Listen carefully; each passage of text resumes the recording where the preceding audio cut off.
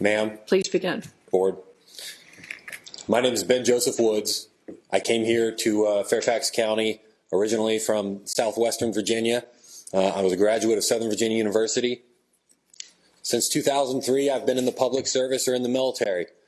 I served in the Army on active duty, served in the Marine Corps on active duty, and I'm now a major in the Marine Corps Reserves. I'm also a federal law enforcement officer stationed here. With all of that said, I would like to caveat anything that I'm saying is not an official statement.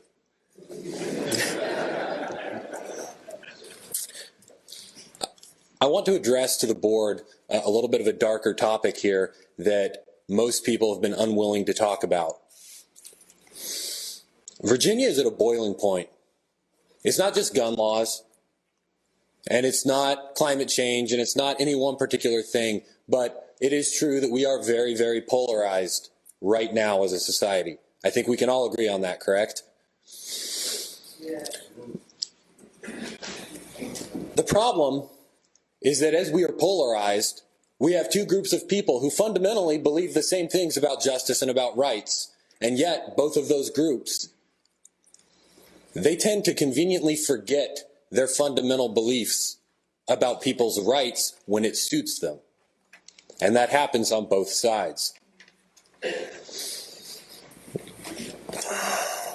So the legislature,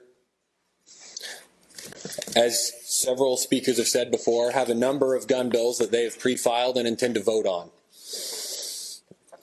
These bills have been called reasonable by their advocates, and they have been called draconian or unconstitutional or any number of things by their opponents.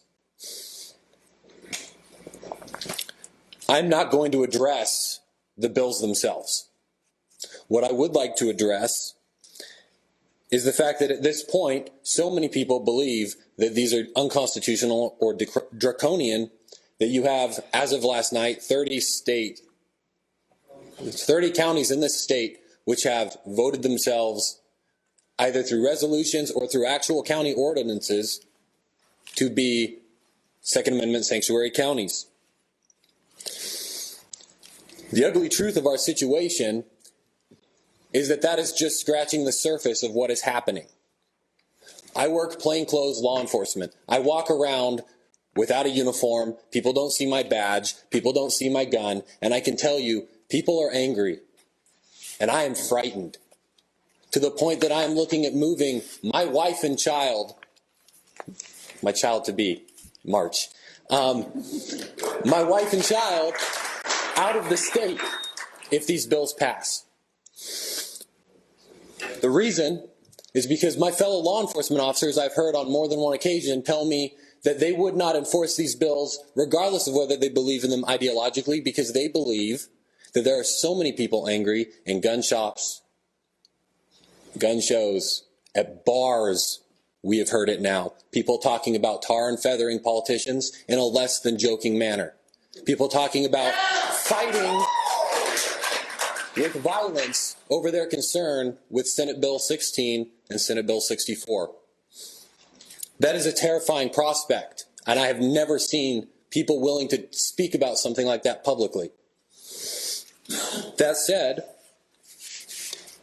as a law enforcement officer, I empathize with concerns people have over gun violence, and it has touched my family very closely, as my wife Jennifer is a graduate of Columbine High School. I will not go into her personal relationships with the people that she lost, but years and years later now, she still looks at that event with terror and at the same time finds herself being extraordinarily pro-gun. My wife is a scientist. She is an astrophysicist. She's much smarter than I am, but not smart enough to know she shouldn't have married me. She constantly reminds me that we must, as a society, let reason rule emotions when we are making laws and when we are enforcing law. Emotion should come into play when we are granting mercy, but not when we are trying to decide who we are going to crucify. then your red light has been on for some time. If you could just please sum up. Yes, ma'am.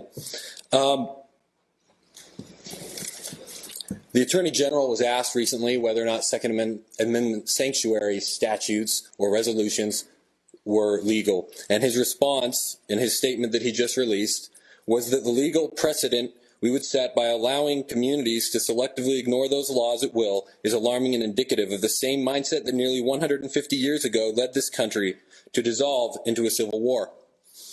I have corrected his statement to reflect where we truly are sitting today. What his statement should have said is that the legal precedent we would set by allowing the legislature to selectively ignore enumerated rights at will is the same mindset that 150 years ago led this country into a civil war.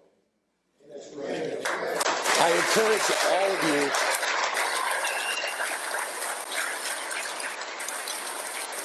to please come together with our other counties. Thank you for your testimony. Thank you very much for your testimony.